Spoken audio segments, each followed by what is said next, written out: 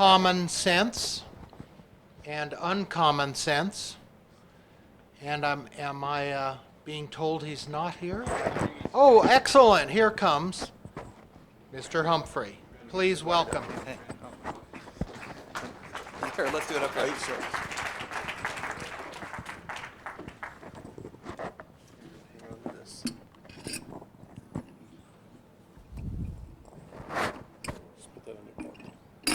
Okay. When you threw, come out this way. Great.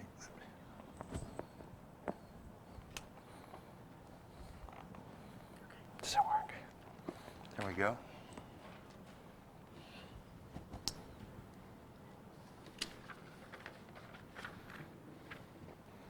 Good afternoon. I would like to thank Carol and all of the staff members and all of the members of Global Science for putting this on. I am extremely honored to be here among so many wonderful and fine people. The speeches this morning were just my mind opened up. Mr. Schultz was great, and I have made a lot of new friends here. This area seems to be an area that I am fairly politically active in.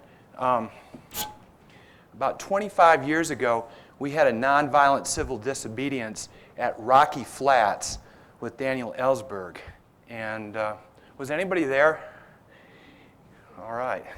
And we went in, and it was a very, very cold night, and got arrested, and that kind of sparked my enthusiasm to keep going with political issues. And what Mr. Schultz was talking about is that nonviolent civil disobedience is an extremely important part of what we as patriots and citizens of this country are going to have to focus on. I pray that my words tonight and this afternoon will be of interest and of value to all of you.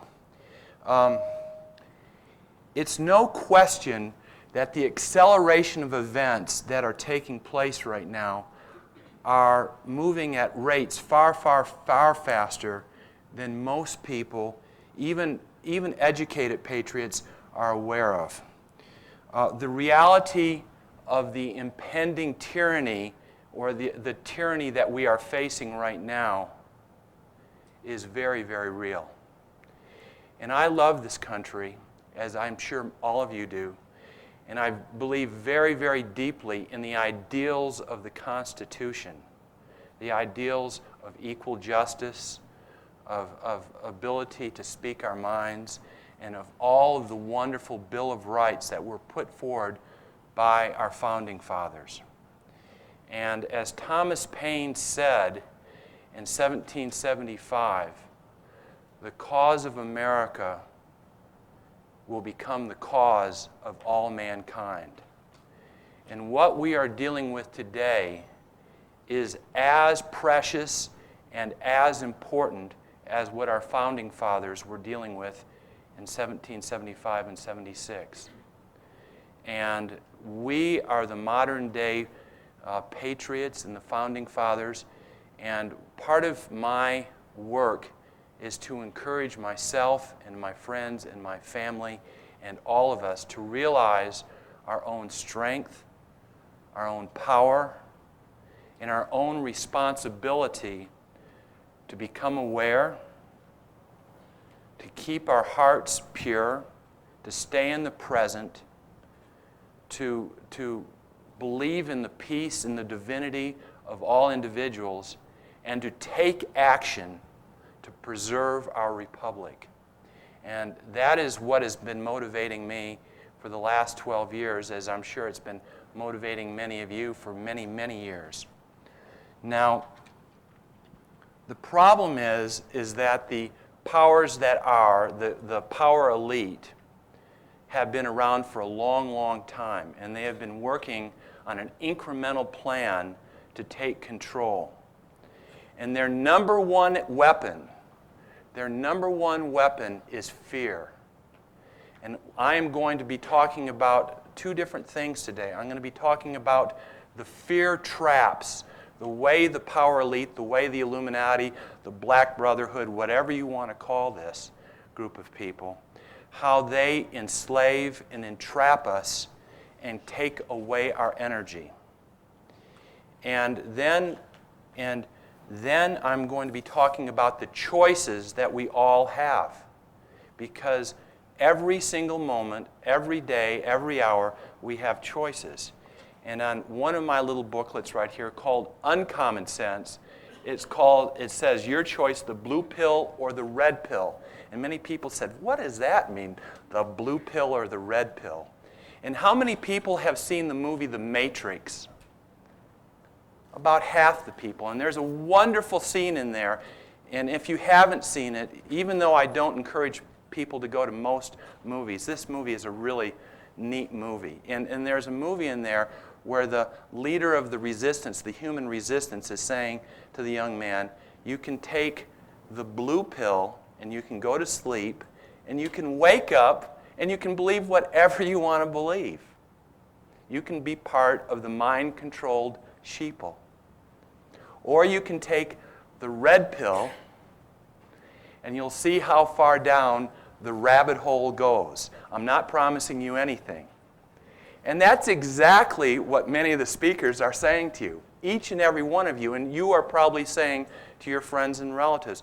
And unfortunately, in the past, most of your friends and relatives have taken the blue pill, right? Okay, well, we've got to have patience with them and love them, because at one time I ate the blue pill, and I'm sure most of you did too, but we all can wake up, and that's part of our agreement with the Creator. Now, in this level of duality, we have the fear traps, the economic fear traps, the political fear traps, and the cultural fear traps.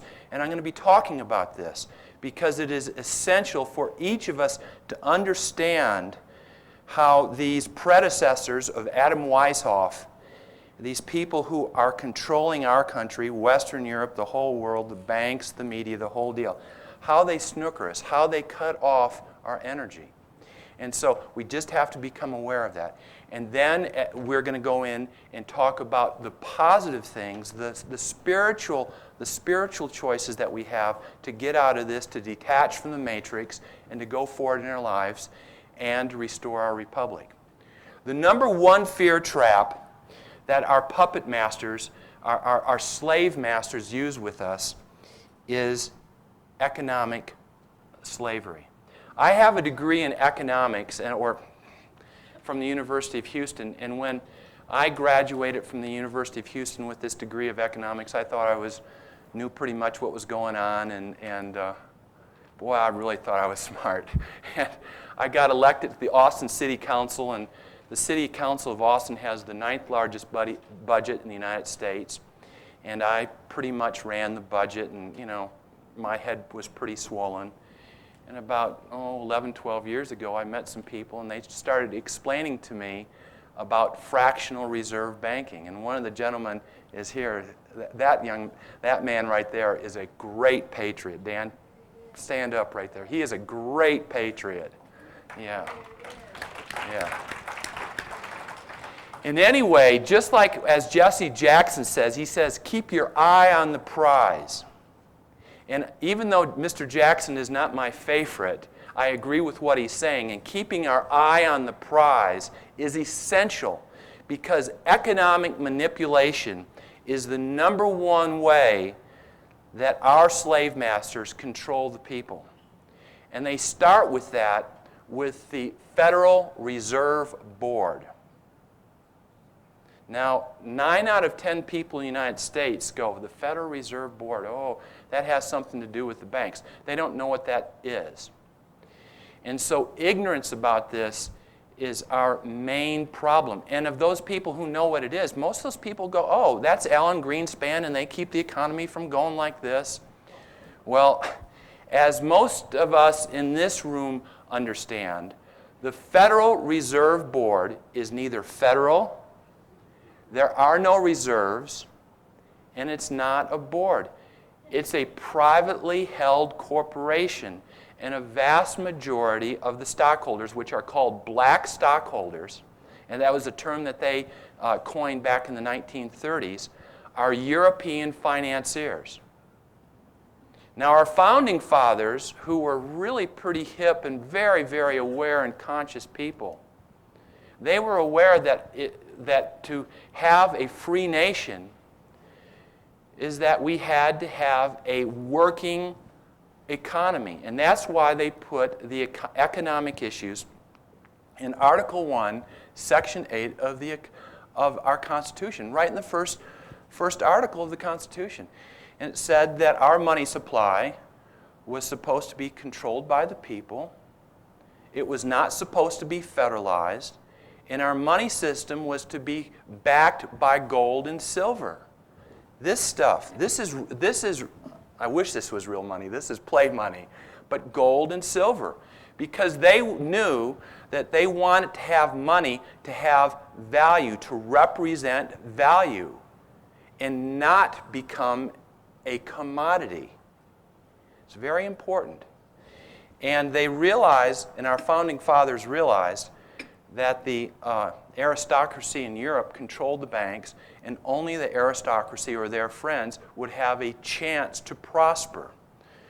With constitutional banking, where money represents value and is not a commodity, more people, if you work hard and create value, can do well. If you don't work hard, you don't do so well. But the Federal Reserve Act, which was passed on December 22nd, 1913, was one of the greatest swindles of the people of this country. And tonight I'll be talking a little bit more about it. Truth is so much stranger than fiction, and the way they created this was just incredible. But by the creation of the Federal Reserve Board, they instituted fractional reserve banking. And it is incredible to me that all these people around our country who are so concerned about their Lexus or their Mercedes or whatever it is, and I chase money too. So I'm not putting that down, but our banking system is totally corrupt. It is an absolute, total Ponzi scheme. And for those of you who are teaching your friends about the New World Order, I always start talking about the Federal Reserve Board, because most people are concerned about pocketbook issues. And when you realize that fractional reserve banking is the way that we are enslaved, and they realize that they're not getting their money's worth, and that if you save money and work hard, is that just by the system, your assets are going to be swindled. And anybody who plugs into fractional reserve banking is going to go bankrupt, whether it's 5 years or 50 years or 300 years. It is a mathematical certainty that any group, organization, or country that uses fractional reserve banking will go bankrupt. It is just mathematics, my friends. And teaching that to our friends is very important. And that is one of the reasons that we have so much debt. Now, debt is all of us at certain times have been short of money, and that creates frustration. And some of us have even, have had really bad financial situations where we couldn't buy essentials, and that creates fear. And the fear associated with the economic distress in this country is so overwhelming that most people are just on the rat mill, just running around trying to pay their bills. And that is because of this Ponzi scheme. Now, in the United States government, the federal government has an operating debt of $6 trillion. That's a lot of money, my friends. And $1 trillion, most people, after about 100,000, it just becomes zeros. But if I were to owe you $1 trillion, and you said, why don't you pay me back? And I said, okay. And I said, I had a big stack of $100 bills. And I go, 100, 200. And I gave her a $100 bill once a second. 100, 200, 300, 400, 500. You know how long it would take me to pay her back? 33 years. Not a couple days, not a couple weeks, not a couple months, 33 years. And that's assuming that there's no interest. If there was even a 1% interest on it, it would be impossible to pay it back. Our government has an operating debt of $6 trillion. But what they don't tell you is that there are 19 other federal funds: aviation, Social Security, Medicare, Medicaid, da-da-da-da-da-da-da-da-da. The true federal debt is about $19.7 trillion. That's a lot of dinero, my friends. And then you take state debt. And where I come from, in Texas, we have a relatively lower state debt than most states, but it's still very high. And then we have local debt, and I was a city council member. And boy, I'll tell you what, as soon as you get in, the first people that come in your office are these very slick-looking guys, and they've got really nice coats and the silk shirts, and they drive nice cars, and they take you out for dinner, and they're really nice people. They've got great personalities. You know who they are? They are the bond salesmen. They're the bond salesmen. And they'll take you up to New York, and they'll take you to a New York Yankee baseball game and do all sorts of stuff. And at least my experience, about 90% of all elected officials haven't had their own business and haven't had much life experience. And these fancy people come in and start treating them like, royalty, and it's really easy to get swayed by this. And so they start selling all these bonds. And state and local debt is much, much, much larger than most people understand. Then you take personal debt. And personal debt in this country is over $10,000, not including interest, for every man, woman, and child, disabled, educated, non-educated, the whole works in this country. And then you take corporate debt, which is over 50% of the gross national product. We got some big debt. We've got over $20,000 of debt per person, not including interest, of everybody in this country. Family of four, it's over $80,000. And there's no way to pay it off. By every single standard, this nation is bankrupt. And it's been bankrupt for a long, long, long time. You add on to that the fact that this nation became rich by selling things. We used to sell things around the world. In 1981, we were the greatest trader nation in the whole world. By 1984, we had the largest trade deficit of any country in the world. And you go into almost any store and you try and buy clothing. Try and buy American clothing. Try and buy American whatever. Since NAFTA and GATT, when NAFTA and GATT was, they brought it to us, William Jefferson Clinton, our boy from Hope, Arkansas, when, a good Democrat, just about 9 months before he was elected, he was saying, I'm a good Democrat. I'm going to vote against NAFTA and GATT. And then the guys in blue suits came and talked to him, and they said, you want to be president? And suddenly Clinton wasn't talking about NAFTA and GATT. And as soon as he got elected, within 3 days, he was pushing NAFTA and GATT. And he was saying, it's going to create more jobs for us. Since NAFTA and GATT, the United States has lost 1,637,000 manufacturing jobs. Now we've added, and those manufacturing jobs paid good wages. They kept our middle class working. They were averaging about $16 an hour. We've replaced them with about 700,000 service jobs at an average of $7 an hour. Our nation is having its economic legs cut out from underneath it because of traitors, both in the Republican and Democratic parties. And because of this trade balance, our economy is getting worse and worse and worse. But I'm telling you about all this debt, and I'm telling you about our trade deficit. But lo and behold, the stock market is going up and up and up. In 1988, the stock market was at 1,600, and it got up to 12,000 about a year and a half ago. It's still pretty dadgum high. It's at 8,000. That's the Dow. The average PE ratio, or price-earnings ratio, is over 23 to 1. Now, if you were to buy a business, a hot dog stand, and that hot dog stand made $100 a year, would you pay 23 times the $100? You wouldn't. No, you'd pay maybe 2 or 3 or 4 times because you'd have to get in there and work. But all this money has gone into the stock market. And a lot of fat cats have made a lot of money. But it's starting to come down now because money always, always, always, if left to its own means, seeks its own level. And a lot of people, my friends, if you have 401ks, if you have IRAs, if you have Keoghs, I really caution you to be very, very careful because the correction in the market, they keep on saying the market has already corrected.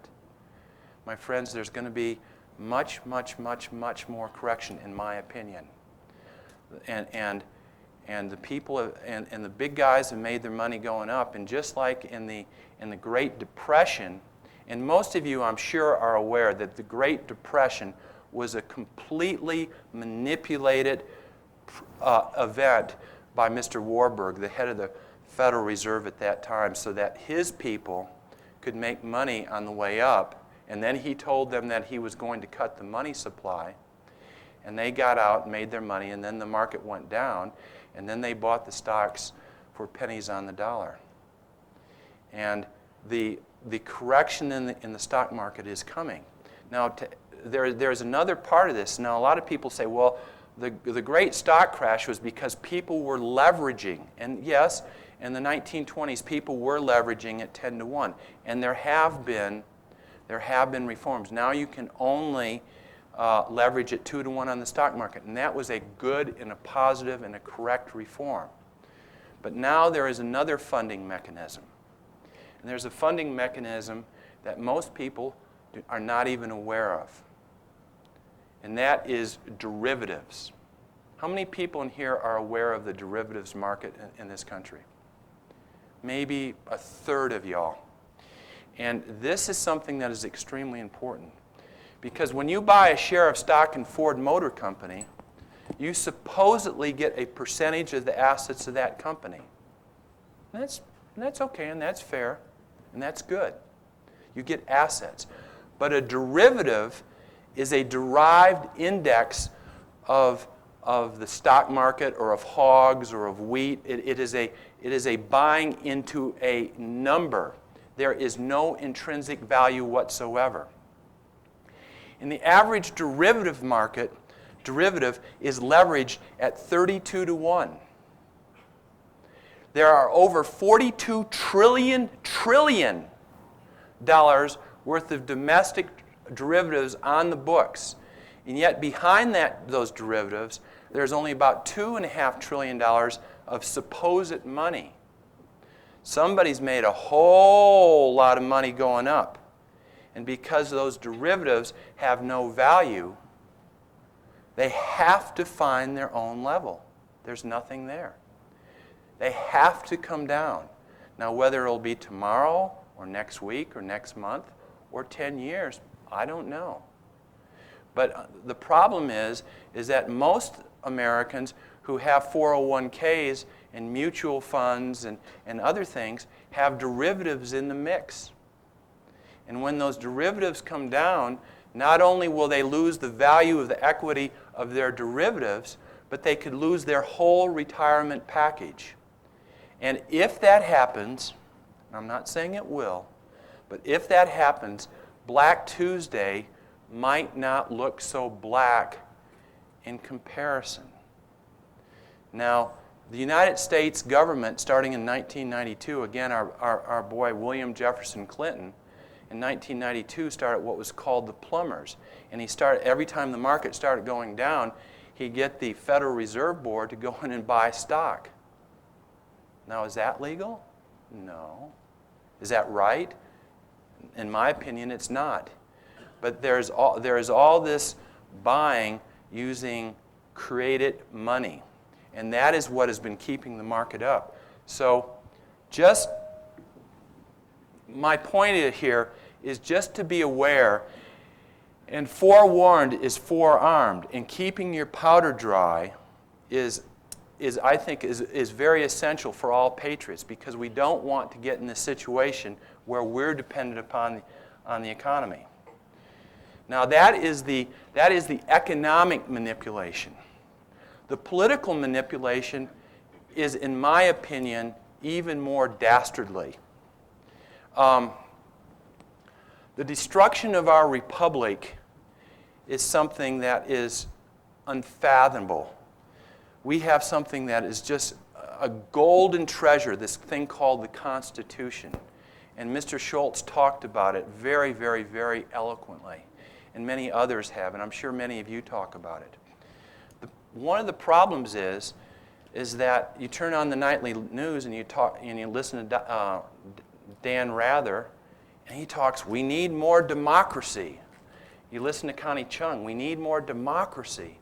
You listen to Clinton or George Bush or any one of those people, and they're always talking about more democracy, aren't they? We need to go in and support democracy around the world. Well, our founding fathers, to a person, spoke out and wrote about the dangers of democracy. Samuel Adams said, democracy, no democracy has ever lived. They always commit suicide. Thomas Paine said, a democracy is the vilest form of government there is. Now, we're supposed to live in a constitutional republic in which there are equal and just laws for all people, in which you can go, and we've just been talking about that, in which we follow the law.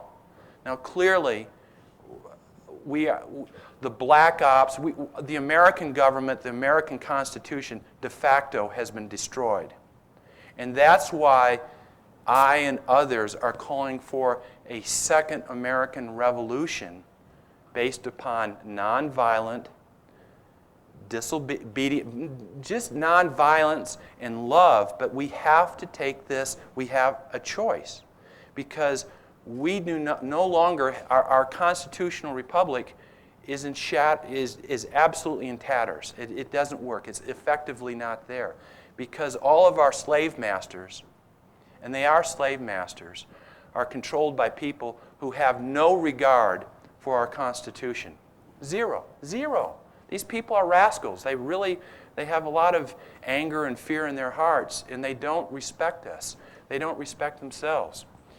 And one definition of a democracy that I always use is 3 wolves and a sheep voting for what's for dinner. And that's the best definition of a democracy. It's mobocracy. Mob rule. And that it was started out in the French Revolution. We've seen it in other revolutions. And this has all been initiated by this power elite, started with Adam Weishaupt in this modern age. And this is not conspiracy. 10 years ago, when I used to talk about this was considered conspiracy theory. But there's no theory about it. Yes, there is a conspiracy. Conspiracy means with piracy. Yes, there is conspiracy. It's not theory. And 95% of us in here know that it's fact. And what is so essential about this group is that we are the Johnny Appleseeds. We are the ones who have to go out and spread the truth because we've already lost. I mean, the New World Order is not coming, my friends. It's already here. It's all around us. And the good news is that we still have the ability to have these discussions, and more importantly, we have the essence of the Creator in our hearts. And so, and coming together as friends and as allies and sharing information about health and about music and about all sorts of things. The things that make our lives worth living. And one of those things is having an honest, free government. And in this destruction of our country is if we do not have a Justice Department that has some sort of impartiality, it's all over. And in the last 8 years, we've had Waco. Now, I live right down the street, 75 miles away from what happened at Waco. And I didn't know David Koresh. His form of teaching and his form of spirituality is not my form of spirituality, but I've gotten to know almost every single survivor from of the Branch Davidians. I've had them on my television show. I've had them over to my house. And to a person, whether they be black or white or from this country or from other countries, every single one of those people had a heart of gold. Just lovely, beautiful, conscious, aware people.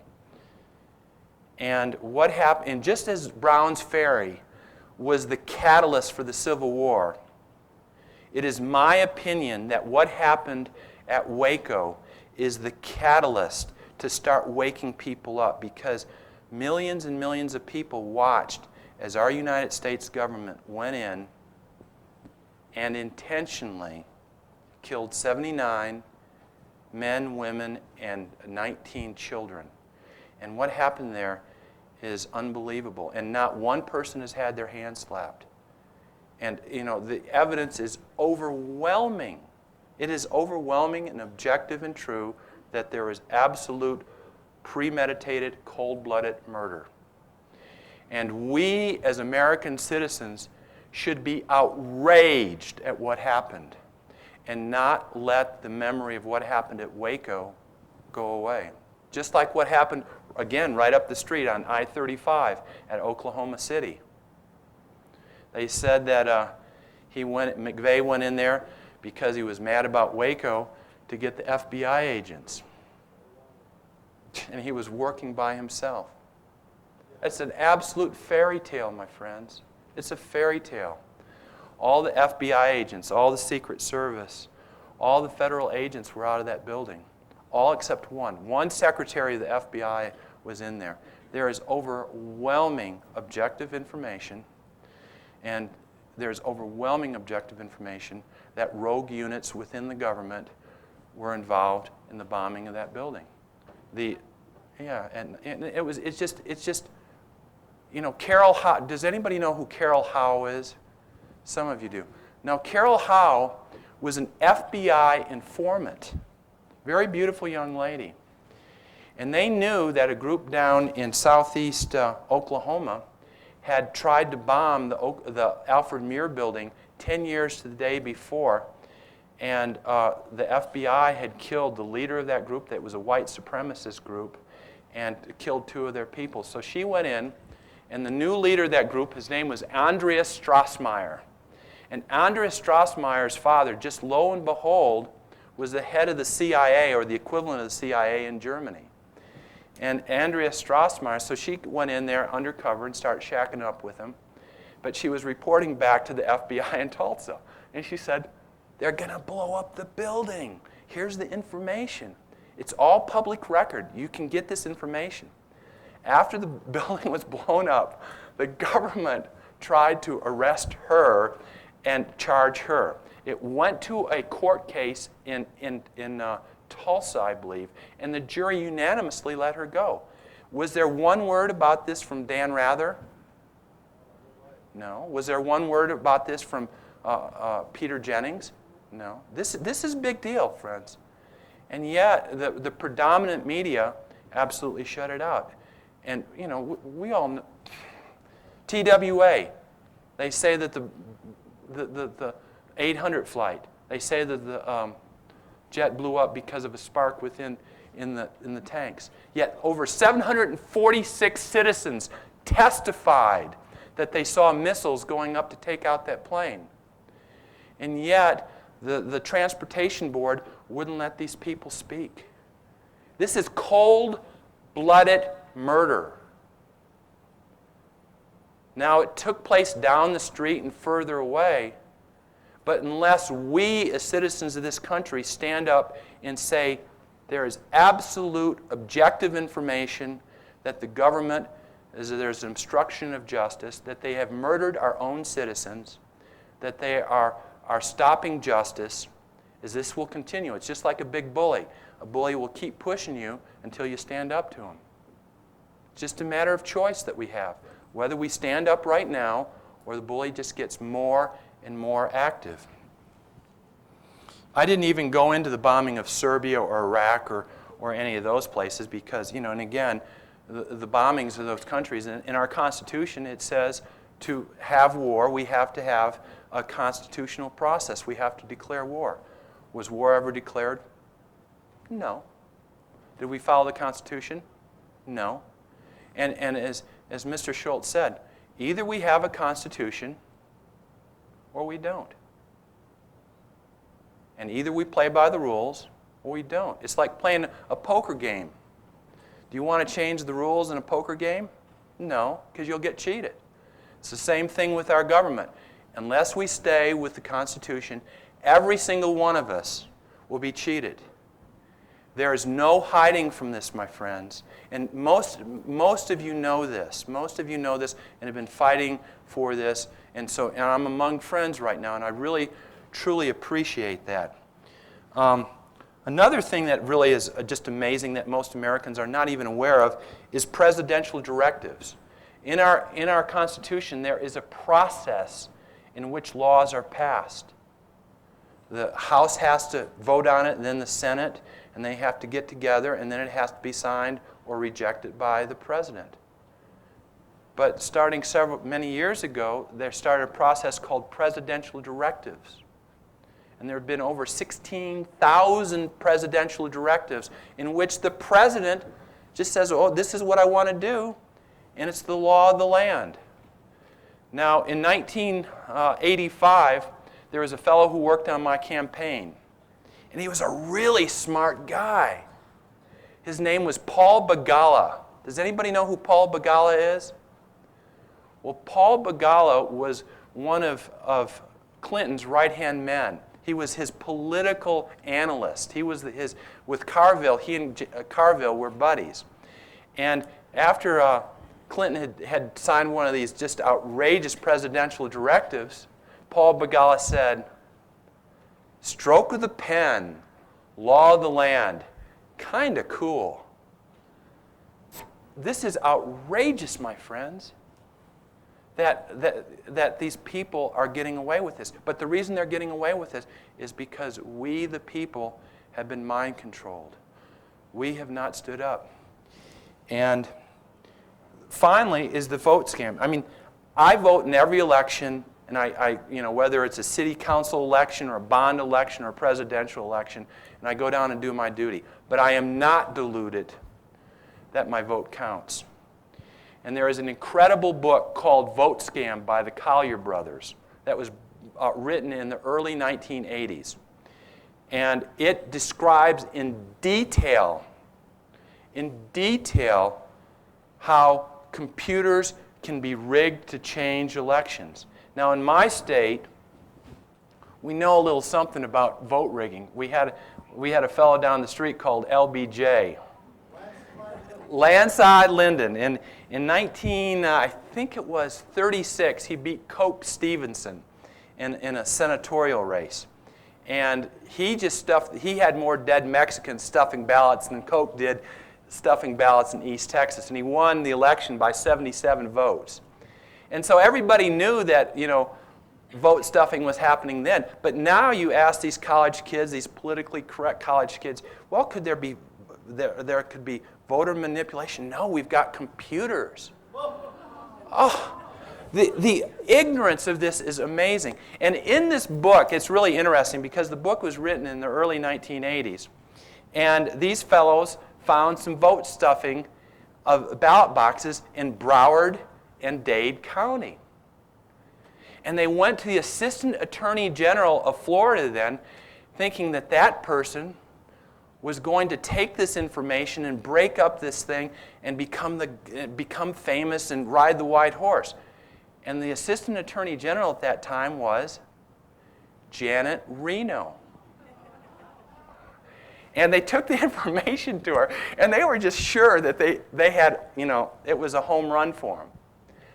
And she said, if you put this information out, you're dead men. So they run out of there and shut up and are scared to death. And so a couple years later, Janet Reno is being nominated for a position. And they take this information, smoking gun information, and not ABC, CBS, NBC, Fox, nobody would run it.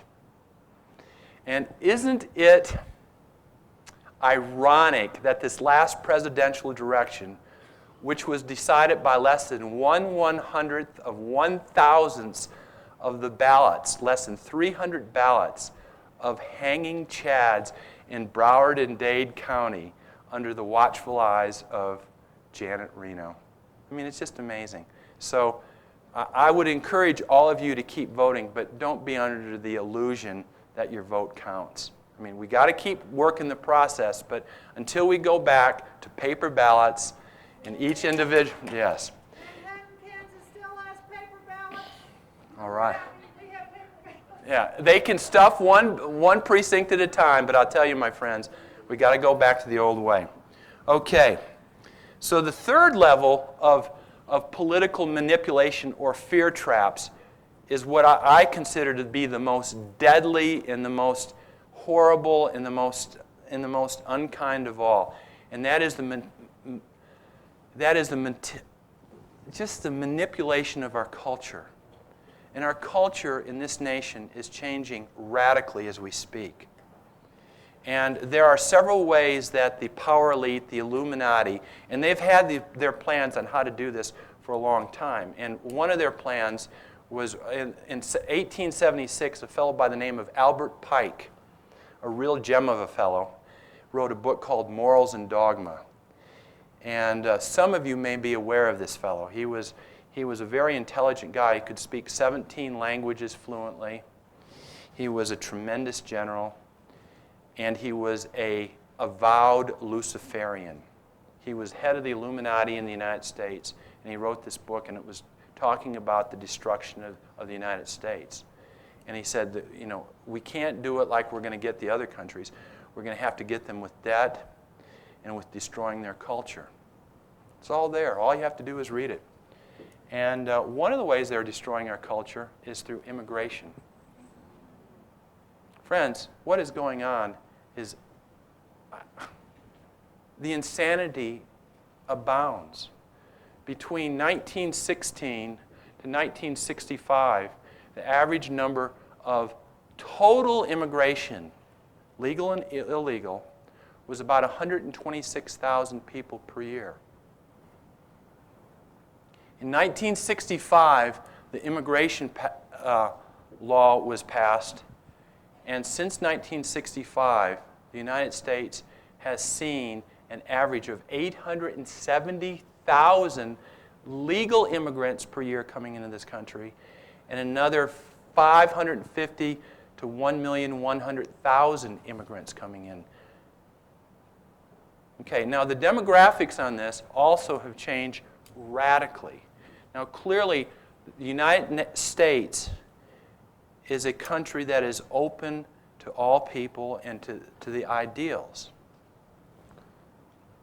And our founding fathers, most of our people came from Western Europe and understood the ideals that we had. Now, over 87% of the new immigrants are coming from third world countries. It is harder for somebody to come in from England than it is from India, and I go to India every year, and I consider myself very international. And the question is should immigration be this high, or should we control it?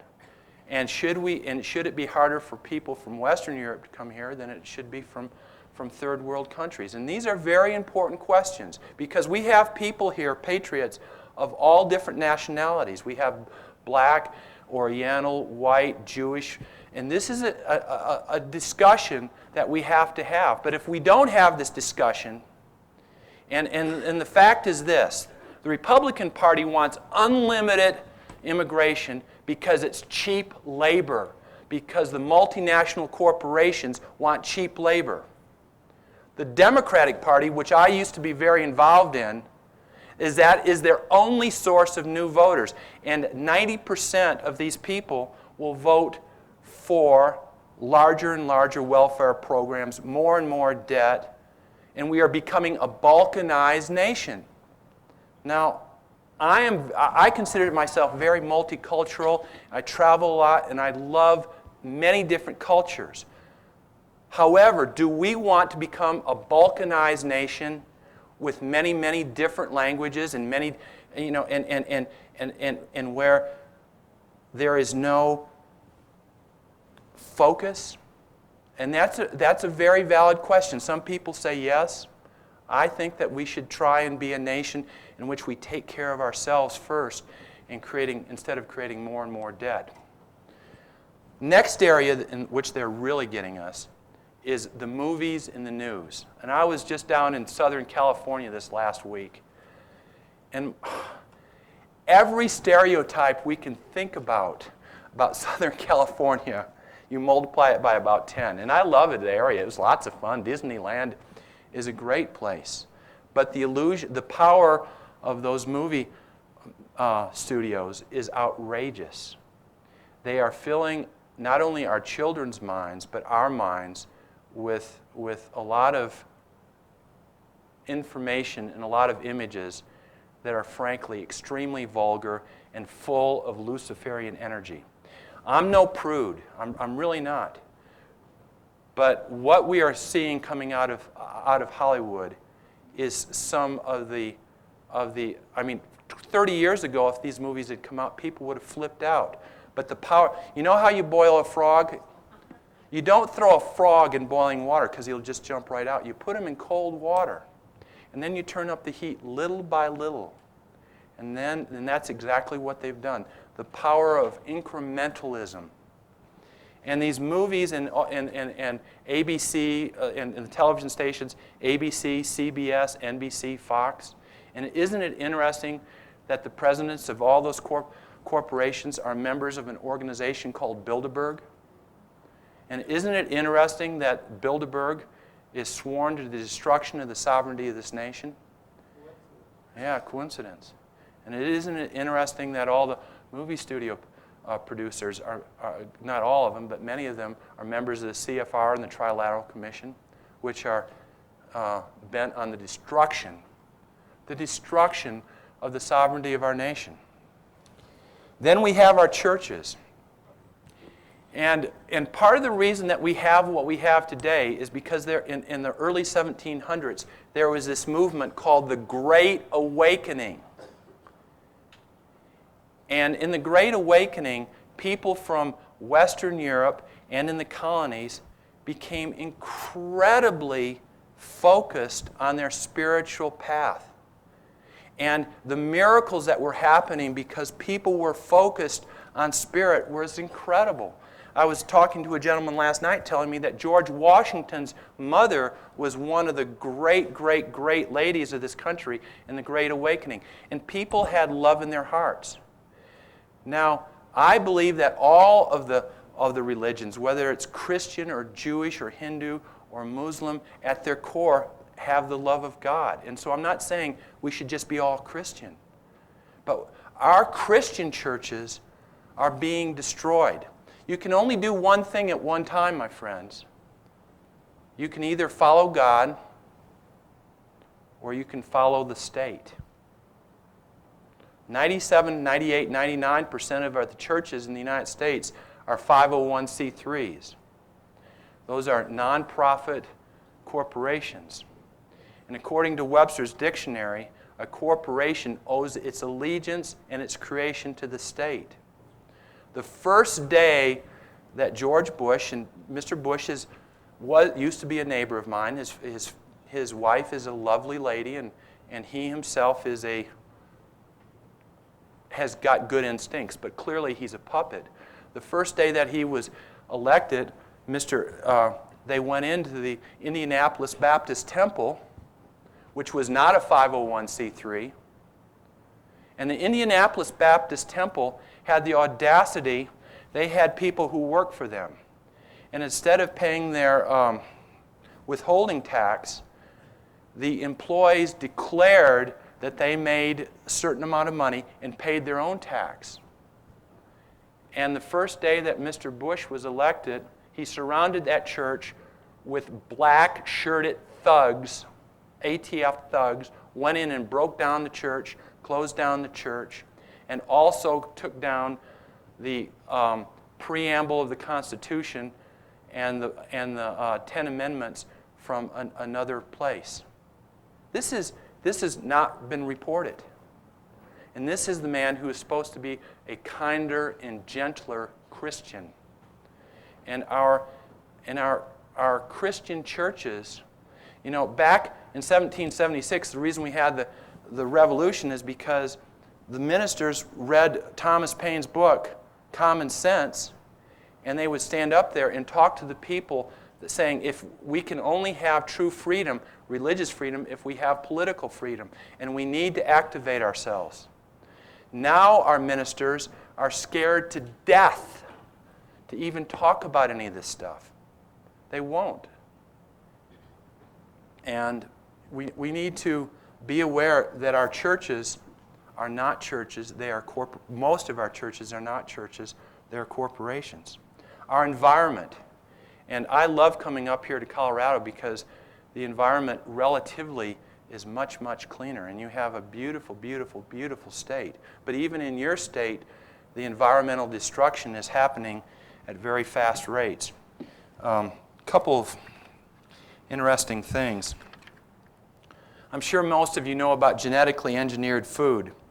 And this is a quote from Al Admonson. He is from Calgon Incorporated. Quote, "You can't crossbreed them, a tree and a carrot, because they're sexually incompatible. But with molecular techniques, you can take a gene from a tree and put it directly into a carrot without having to drag all the other tree genes along with it."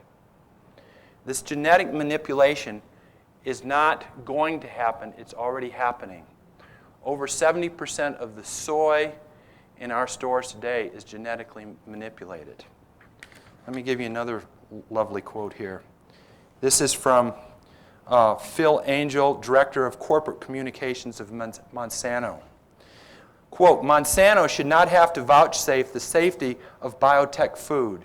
Our interest is in selling as much as possible. Assuring its safety is the FDA's job." Now, for most of you are aware that five corporations in this country control over 85% of the produce, and they control many of the seeds, and they're creating what is called frankenseeds. And for years and years and years, farmers would develop their own seeds, and depending upon their region. But with genetic manipulation, they've created these Frankenstein seeds. And they've had this for a long period of time. And now they have the audacity is that they spread these seeds, and they're very, very tough seeds. And they cannot multiply by themselves. They can't regenerate by themselves. They have to have a certain drug or chemical that's owned by Monsanto. And Monsanto puts their crops out, the wind blows, the genetic genes get into another field, they go in and they test the field, and then they sue the farmers that have these other genes there. And unless we, the people, say, this is not right, this is not correct. If you want to do this on your own farms, great, but stop messing with our food. Because if they get full control of our food, it's all over. No matter how many guns we've got, it's all over. And the genetic engineering is just amazing. And most of you also are aware of these chemtrails. Now, this is what is just clearly amazing to me, is that between about December 15th to about March 15th, for for the last 4 years, almost every day we can see these chemtrails up in the sky. They're right out in front of us. There's no question that they're not contrails, they're chemtrails. And they're full of chemicals that are extremely, extremely hazardous to our health. They have put thousands and thousands of people in the hospital with upper respiratory diseases. This is not even debatable any longer. And it's right in front of us.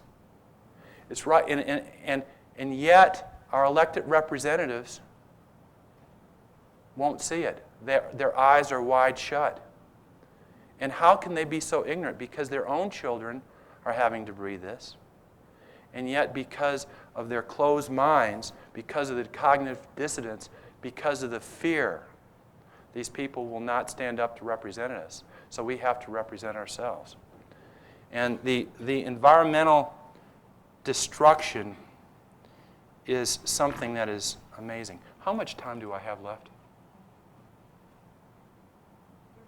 Great. And I know I'm talking about some pretty downer things, and I've got just a couple more, and then we'll kind of bring the energy back up a little bit.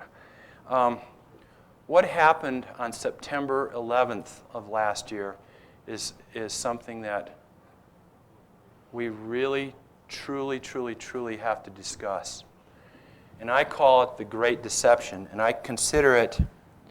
Sherlock Holmes used to ask who, what, when, where, and why. And our predominant media has done an incredibly interesting job of answering the who, what, when, but they didn't ask why. Why did this happen? And this deception that has been fostered upon us is incredible. And I consider this move the end game of the power elite. This is the final chapter, my friends, and it's happening right now.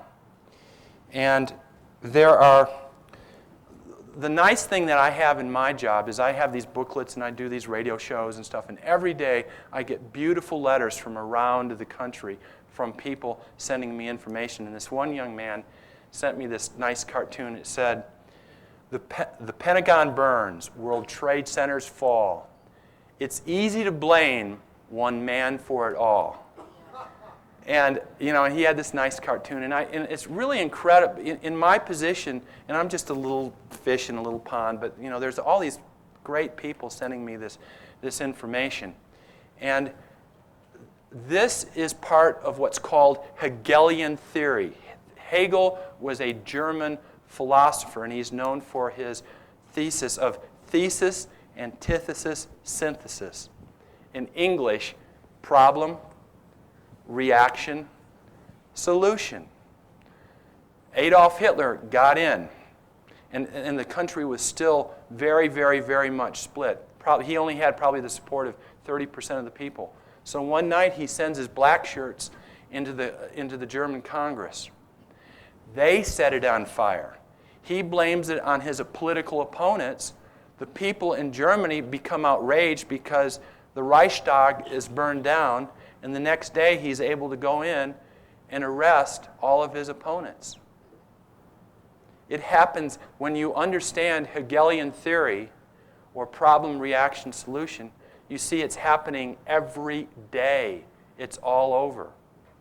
And 911 was part of this game. And I have a list of over 50 questions and points of view, not points of view, 50 objective pieces of information that show that what we are being told is, again, a fairy tale. It's a fairy tale. And, when I remember sitting there watching that plane, the second plane come in, and I was going, this is it.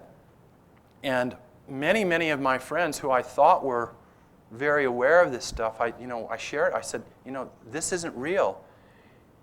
And they went crazy, they went ballistic. And I'm sure some of you have had friends who totally believe what's being said on ABC and NBC. And, yes, I do want God to bless America. But more importantly, Americans need to bless God first. We need to bless God. And these are just a few of the questions that if you have some of these friends who are still in the box, you might want to ask them these questions. Why is it that the United States government has not released the tapes of the pilots?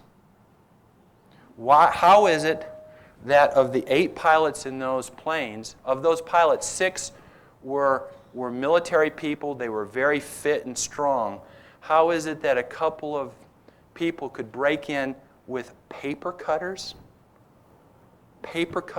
and overwhelm these guys without these pilots just doing the 4-code transponder? Guys, it's simple operating procedure. If you're a pilot and you hear a commotion, you just put your hand down, there's a 4-digit code, and you hit it, and it's a transponder. Not one of those planes did that. What? How is it that after not 1, but 2 planes had crashed into the World Trade Center, and we had been aware that 4 planes had been taken, that a plane that had taken off from Washington and had gone all the way out to close to Ohio and was coming back after the other planes had crashed in, was allowed to crash into the Pentagon. Now, supposedly, a Cessna can't get within 15, 20 miles of there. How is it that they allowed this to happen? Use our common sense. How did this happen? Now, the planes that crashed into the World Trade Center, 2 of those planes were hijacked. They were at about 28,000 feet. And supposedly these fellows came in, and then they brought the planes down. This is preposterous. They bring the planes down to 1,500 feet, bank the planes. One was a 757, another was a 767. These are not, easy planes to fly. They bank them at 280 degrees, and according to top pilots, that they would have a very difficult time in doing this and hit those buildings. Now, according to the guys who were their flight instructors, the guys, they said that these fellows who were supposedly did all this magic flying, they wouldn't allow them to check out a Cessna because they couldn't fly it. And according to their flight instructor, they were nice guys, but it was like Dumb and Dumber. It didn't happen, my friends. It didn't happen the way we're told. The plane that was supposedly shot down, that went down in Pennsylvania, and all these rugby guys got up and said, "Let's roll."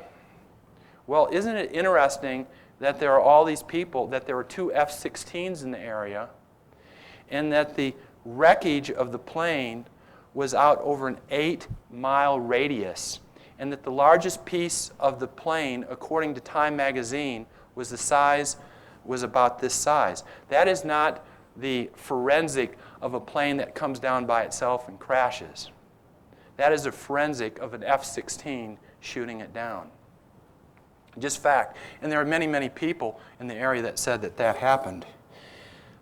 Isn't it interesting that the World Trade Center buildings, number 4, number 6, and number 7, even though they weren't hit, came down pancake style, very similar to the Alfred Muir building. Isn't it interesting that those buildings were sold 9 months before from the Port Authority to a guy called Silverstein, and he had a lot of insurance on it? How did those buildings come down? Isn't it interesting that 2 days after this happened, the head of the New York Police Department has a press conference? Now listen to this, friends. This is really a good one right here. He comes up and he says, "We've found a piece of very important information." And he pulls out this passport. And it's this beautiful passport. He says, "This is the passport of the pilot that flew into the South Building." Remember that where the big fire was and it happened?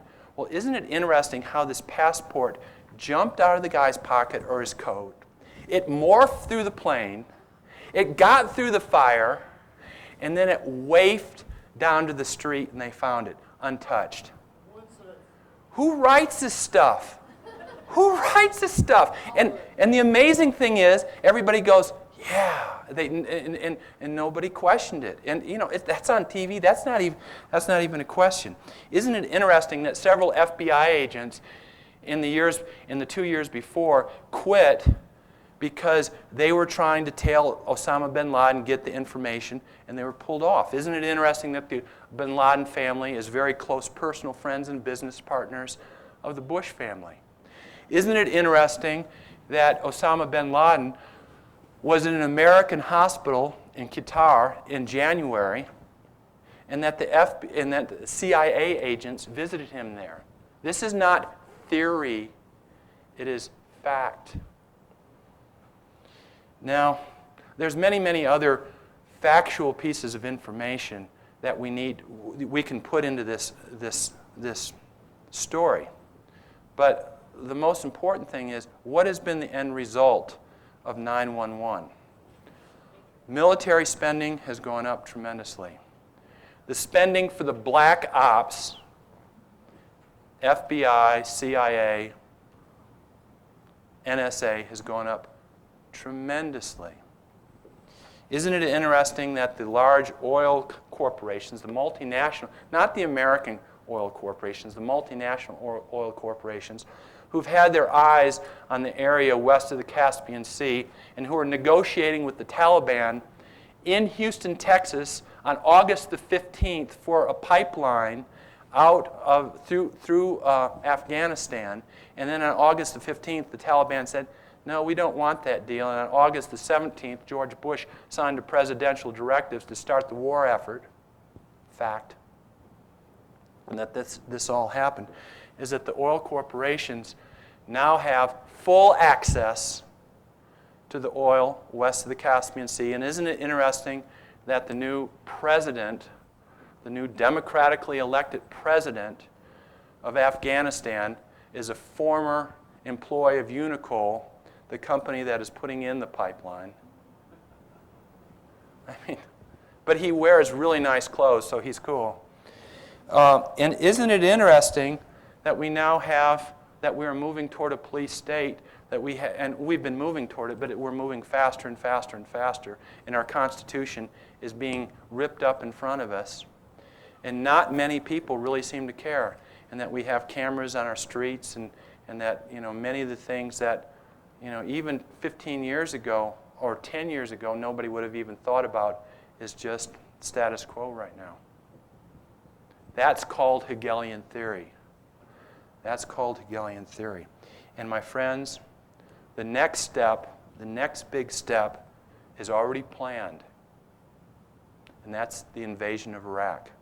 Because the power elite, the Illuminati, they want us to stay on an oil-based petrochemical economy.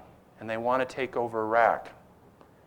That as long as they can keep paying off the leaders in Saudi Arabia, or at least doing business with them. If they have Saudi Arabia, if they have the Caspian Sea, Venezuela, and now Iraq, they got the whole deal. Libya might have a little bit, but then they'll go into Libya too. And isn't it interesting? I used to be pretty involved in protesting the war in Vietnam, and I had all these friends who were really, you know, hell no, we won't go. We're going to fight because we don't want children being killed. And a lot of these people have gotten a little bit older. And isn't it interesting that all these politically correct members of the Liberal Democratic Party, which I used to be a member of, is that in the last 10 years, because of the sanctions that the United States has put on Iraq, over 540,000 children have died of malnutrition and lack of medical supplies. Now, their children are just as dear to them as our children are to us. And, you know, Saddam Hussein was a member, was a part of the CIA, and he's not a good guy. He's a tyrant. But there's tyrants all over there, and Iraq is a broken nation. And because of what we have done, over 500,000 children have died. And yet, there are very few of these politically correct liberals who are saying a single word about it. boy, they're real interested about all their other stuff, but when it comes to, children that are over in Iraq, they seem to blank out because it's not politically correct. The matrix that we are facing is much, much deeper, and the issues that we're facing are much deeper than most of us want to. Every day, my mind, not every day, but my mind shuts down all the time. Some nights I wake up in a cold sweat about this stuff because I don't want to think about it. I'd rather go out and play tennis or go camping or do other things with my children, and I'd rather go out and make some more money, and I'd rather do some more fun things. But I also, at the same time, being here with you gives me a tremendous amount of vibration and happiness, and it is fulfilling my life right now. But the awareness of how deep the matrix is something that is hard for myself and many others to digest. And there is a fellow, about a year ago I was reading Wired magazine, and there was this fellow called Bill Joy, who was the founder of Sun Microsystems. He was the founder, he created Java language. This guy is on the inside. He is a total brilliant man, and he's on the inside. And he wrote this article called Why the Future Doesn't Need Us: Robotics, Nanotechnology, and Genetic Engineering. And in Wired magazine, this is his quote. He goes, "It is possible that human control over the machines may be retained." And he's talking about not 100 years from now, not 50 years from now, but the next 15 to 25 years. It's an incredible article. It says, "In that case, the average man may have control over certain private machines of his own, such as his car or his personal computer. But control over large systems of machines will be in the hands of a tiny elite, just as it is today, but with two differences. Due to improved techniques, the elite will have greater control over the masses. And because human work will no longer be necessary, the masses will be superfluous, a useless burden on the system. If the elite is ruthless, they may simply decide to terminate the mass of humanity.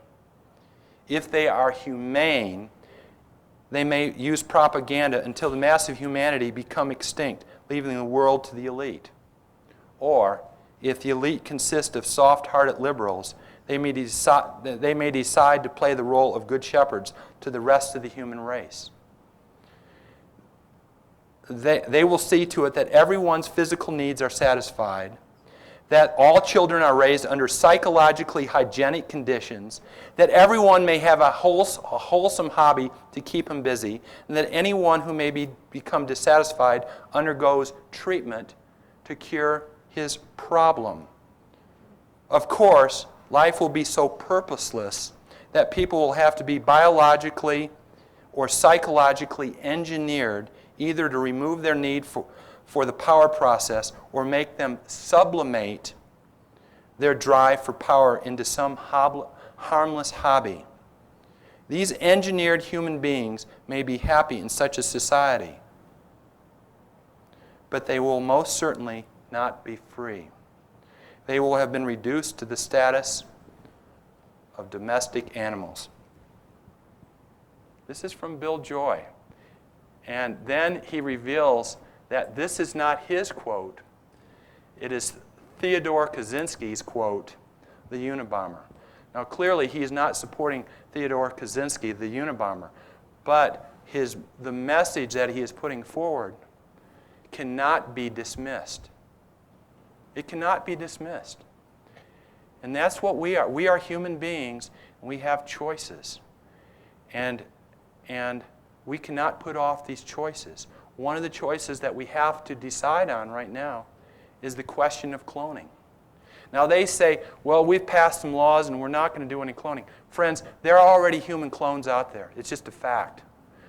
It's there. Now how many there are and where they are, I don't know. But the question that I have is once you start messing with the DNA, you open Pandora's box. And the question is, does a clone have its own soul? Or does a clone take the soul energy of the person that it comes from? Or is there no soul? I don't know those answers. Only the Creator knows those answers. But these people who are doing this they're atheists. They believe in what's called humanism instead of believing in the power of the creation. And their greed and their ignorance knows no bounds. And so this is another issue that we really truly have to look at very quickly. Now I've only got about 12 minutes left here, and so I'll wrap this up. And the bottom line is, are we going to be asleep just like the there's the feed yards all around here? Are we going to be like the cattle and go to the feed and continue to eat and drink and go to the slaughterhouse? Or as human beings, as citizens, as children of the Creator, are we going to find our own light, in our own power, in our own reality? And then are we going to work together in cooperation and love and unity and strength and courage to do what is right for our family, our state, our country, and our world? And the Western Illuminati was started in 1776 by Adam Weishaupt, and that story, we'll talk about that tonight.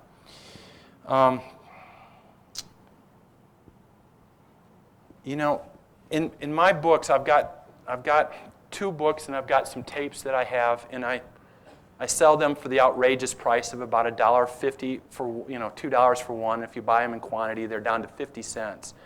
And the bottom line is this, folks. We can have all the information in the world, but if we don't have the numbers, if we don't raise our numbers, it's all over. And right now, I believe that about 1% of the population is somewhat aware of what's going on. But according to the 100th monkey, is that we've got to get about 4 to 5% of the population. If we get 5% of the population who are basically aware of what's going on and say we want to return to constitutional law, that's 13 million people. If we've got 13 million people, we can change things around. And we can do it. We can do it, but it's going to take every single one of us. And every single person in here is powerful and is a part of the solution. And everybody's got a different task to do. God's given each of us tasks to do. Now, some of us are going to be up on stages shooting their mouth off, and some people are going to be writing books, but other people are going to be doing quieter things. But those quiet things are important as long as you do it with love, and if you stay in your truth and you stay in your love. And we have to do this non-violently right now. And we have to stay focused. And I write in these books. In this book, I write about 57 specific things that we can do. Tonight, I've got a little meeting at 7 to 10.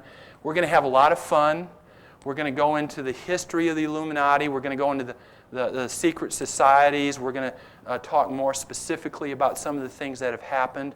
I'm going to give everybody who comes to the talk, we're going to give them a survival kit, not a survival kit, but some of the books from Common Sense. And I've got another book called, this is Uncommon Sense, another one called Common Sense. And I've got some tapes and some CDs. And the CDs are wonderfully produced. My buddy who's on my television show has a great sense of humor.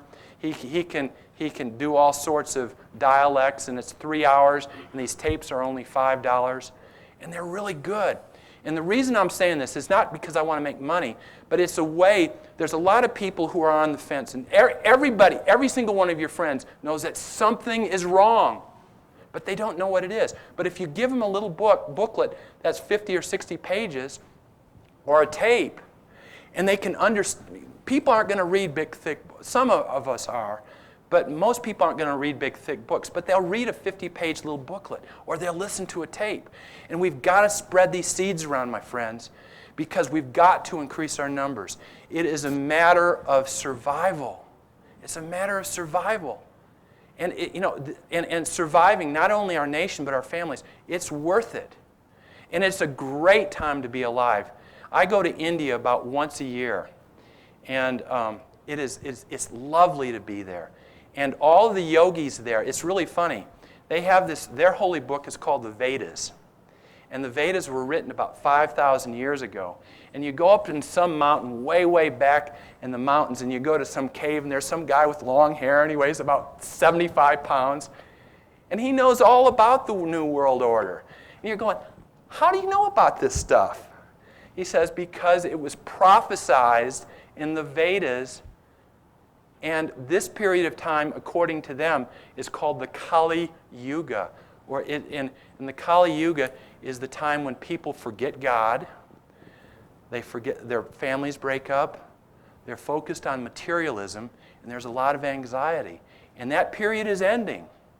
But it is our work and our duty and our dharma to do what we need to do. And we live in the most prosperous nation in the world. And there's a lot of just wonderful souls here.